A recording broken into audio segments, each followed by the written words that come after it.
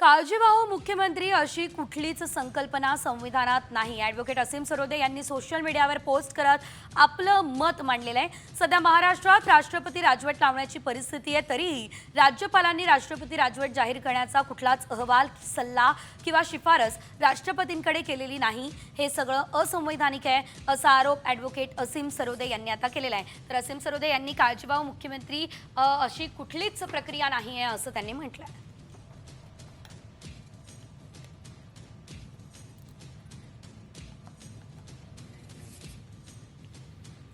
काळजीवाहू मुख्यमंत्री अशी कुठलीच संकल्पना संविधानात नाही। ॲडव्होकेट असीम सरोदे यांनी सोशल मीडियावर पोस्ट करत आपलं मत मांडलेलं आहे। सध्या महाराष्ट्रात राष्ट्रपती राजवट लावण्याची परिस्थिती आहे, तरीही राज्यपालांनी राष्ट्रपती राजवट जाहीर करण्याचा कुठलाच अहवाल, सल्ला किंवा शिफारस राष्ट्रपतींकडे केलेली नाही। हे सगळं असंवैधानिक आहे असा आरोप ॲडव्होकेट असीम सरोदे यांनी आता केलेला आहे। तर असीम सरोदे यांनी काळजीवाहू मुख्यमंत्री अशी कुठलीच प्रक्रिया नाही आहे असं त्यांनी म्हटलं आहे।